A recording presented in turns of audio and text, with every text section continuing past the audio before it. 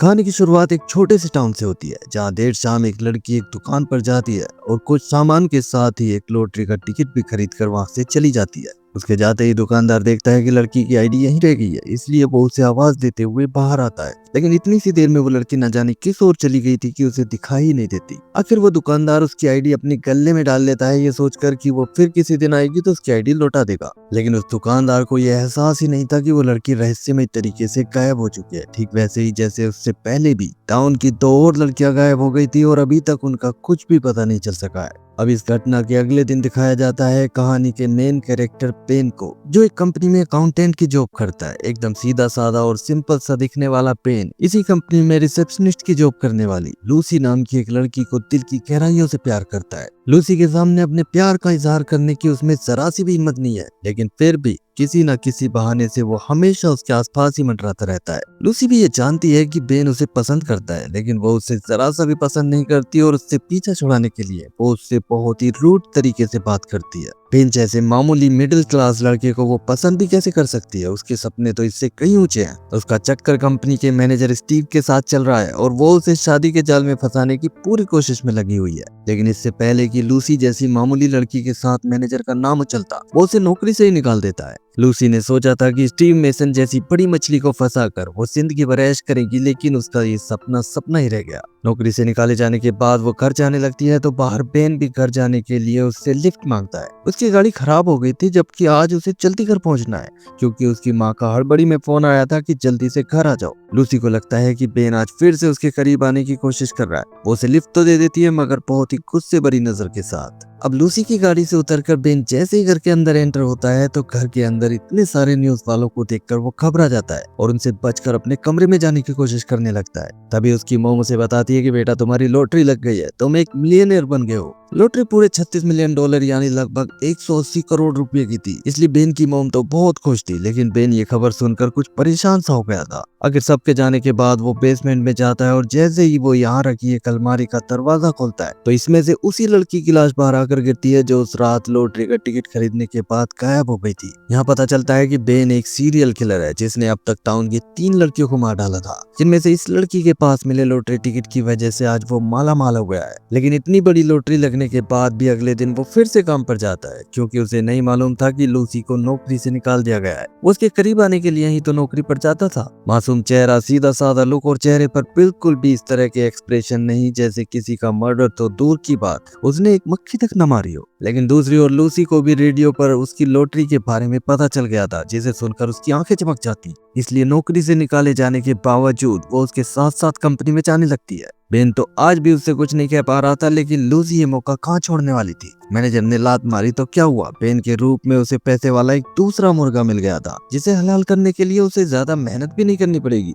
वो उसकी मोम का हालचाल पूछती है, कल के अपने रूड बर्ताव के लिए सॉरी कहती है और ये दिखाने की कोशिश करती है कि उसे तो बेन की लॉटरी के बारे में कुछ पता ही नहीं था। शाम को एक कैफे में वो जबरदस्ती बेन के बिल्कुल पास वाली सीट पर बैठ जाती है और अगली सुबह जॉगिंग के बहाने से उसके घर के सामने रुककर उससे बातें करने लगती है। बेन तो पहले से इसके प्यार में पागल था, इसलिए 2 महीने की डेटिंग के बाद एक दिन वो एक महंगी डायमंड रिंग के साथ उसे प्रपोज कर देता है। इस तरह बड़े ही शाही अंदाज में उनकी शादी हो जाती है और दोनों हनीमून के लिए निकल जाते हैं। हनीमून पर बेन के करीब आते ही लूसी को बार बार ये एहसास हो रहा था कि वो उससे प्यार नहीं करती, लेकिन बेन के पैसे से ढेर सारी शॉपिंग और खूब मस्ती करके उसका यह एहसास भी उससे कोसों दूर रहने लगा। मगर फिर एक दिन एक महंगे रेस्टोरेंट में डिनर करते हुए उसे पता चलता है कि बेन के पास अब कोई पैसा नहीं है, जिससे उसका दिमाग खराब हो जाता है कि $36 मिलियन सिर्फ 3 महीने में कैसे खत्म हो सकते हैं। बेन उसे समझाता है कि लॉटरी का सारा पैसा उसे एक साथ नहीं मिल रहा, बल्कि छोटे छोटे हिस्सों में मिल रहा है। वो कहता है कि अभी मुझे सिर्फ $1 मिलियन का चेक मिला है, जिसमें से कार, शादी, हनीमून, मॉम के घर की रिमॉडलिंग और हम दोनों के लिए एक नया घर खरीदने में सब खर्च हो गया।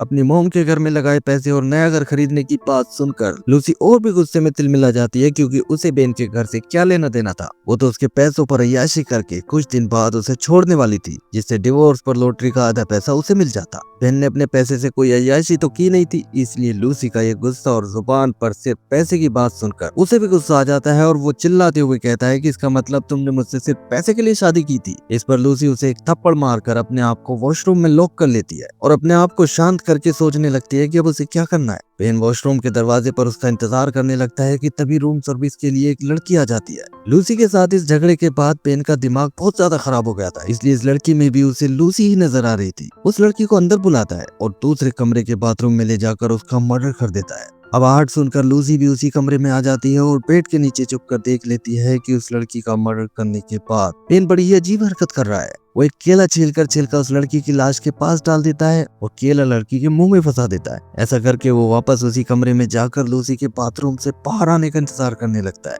इधर लूसी पुलिस का नंबर डायल करने लगती है, लेकिन फिर लॉटरी के पैसे के बारे में सोचकर वो रुक जाती है। वो समझ गई थी कि बेन एक नासमझ सीरियल किलर है, इसलिए उसे बचाने के लिए वो लड़की की लाश को बोरे में भरकर होटल से कहीं दूर फेंकाती है और वापस आकर पूरा बाथरूम साफ कर देती है। इसके बाद वो सेफ्टी के लिए चिली स्प्रे हाथ में लेती है और डरते डरते बेन के सामने जाती है। बेन उसे देखते ही कहता है कि चलो पैकिंग करके घर चलते हैं। रास्ते में वो लूसी से बार बार एक ही बात कहता है कि आज जो हुआ है वो फिर कभी नहीं होगा। वो कहता है कि पैसा वैसा चाहे तुम संभालो, लेकिन मैं तुमसे कभी झगड़ा नहीं करूंगा। इस तरह वो दोनों वापस आ जाते हैं और उनकी मोम उन्हें उनके नए घर में लेकर जाती है, जो काफी शानदार था। बेन की मोम ने उनके लिए एक सरप्राइज पार्टी भी रखी थी, जहां उनके नए पड़ोसी और वही मैनेजर स्टीव मेसन भी आया हुआ था। लूसी उसे चिढ़ाने के लिए उससे बातें करने लगती है, तो दूर खड़े बेन को इससे बहुत बुरा लगने लगता है, क्योंकि वो लूसी और स्टीव के अफेयर के बारे में जानता था। एक दो मर्डर तो शायद उसने इसी वजह से किए होंगे। लूसी को उसके एक्स बॉयफ्रेंड के साथ देखकर आज फिर से बेन का दिमाग खराब होने लगता है और सारे मेहमानों में उसे लूसी की ही शक्ल दिखने लगती है।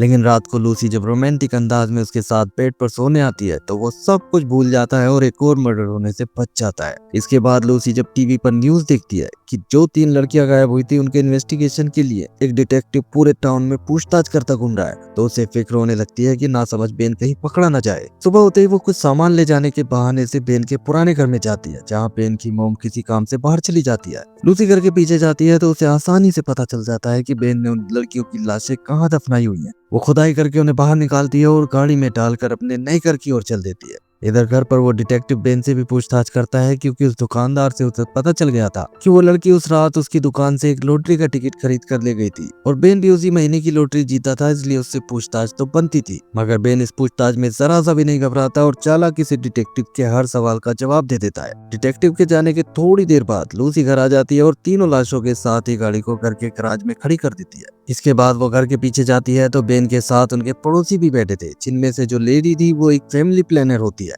लूसी 3 लाशों को जमीन से उखाड़ने के बाद वैसे ही बौखलाई हुई थी। घर में पड़ोसियों को देखकर उसकी हालत और भी खराब होने लगती है और बहकी बहकी बातें करते करते वो बेहोश होकर गिर पड़ती है। उसकी आंख खुलती है तो रात हो चुकी थी। वो उठकर स्विमिंग पूल में नहाने लगती है तो बेन उसे सोने के लिए अंदर बुलाने लगता है, लेकिन वो थोड़ी देर में आने के लिए कहकर घर के गार्डन में लाशों को दफनाने लगती है। उसने सोचा था कि ये घर उन्होंने अभी खरीदा था, इसलिए किसी को शक नहीं जाएगा कि लाश यहाँ हो सकती है। इस काम में उसे पूरी रात बीत जाती है और सुबह के वक्त वो बेन के पास जाकर लेट जाती है। वो बेन के खिलाफ सबूतों को छुपाने में कामयाब तो हो जाती है, लेकिन ये भयानक काम करके अब हर जगह उसे वही तीनों लड़कियां दिखाई देने लगती और उसकी रातों की नींद गायब हो जाती है। इसलिए वो पूरे पैसों के लालच में पड़ने की बजाय जितना हाथ लगे उतना ही पैसा लेकर भागने का फैसला कर लेती है। अब वो बेन का अगला $1 मिलियन का चेक आने का इंतजार करने लगती है, लेकिन एक हफ्ते तक बेसब्री से इंतजार करने के बाद भी जब चेक नहीं आता तो उसका सब्र टूटने लगता है। इसी बीच एक दिन उसे ऐसा लगता है जैसे वो प्रेग्नेंट हो गई है। वो घबराने लगती है, लेकिन बेन से कैसे कहे कि वो उसके साथ बच्चा नहीं चाहती। इसलिए अपना प्रेगनेंसी टेस्ट करने के लिए उसे बेन की मोम के घर जाना पड़ता है। लेकिन यहाँ बेन की मोम की बातों से वो ये अंदाजा लगा लेती है कि उन्हें भी पता है कि उनका बेटा एक सीरियल किलर है, लेकिन अपने बेटे के प्यार में वो उसे छोड़कर नहीं जा सकती और ये बात किसी से बता भी नहीं सकती। अब लूसी का प्रेगनेंसी टेस्ट निगेटिव आता है तो उसे बड़ी राहत मिलती है, लेकिन उसे लगता है कि पैसे के लालच में अगर वो ज्यादा दिन बेन के पास रही तो उसकी मोम की तरह वो भी शायद फिर कभी यहाँ से नहीं जा पाएगी। उसे लगा था कि उन दोनों की एक जैसी हालत है, इसलिए भावनाओं में बहकर वो उनसे अपने दिल की बात बता बैठती है। वो उनसे कहती है कि उसे नहीं चाहिए कोई भी पैसा, वो बिना पैसे के यहाँ से भाग रही है।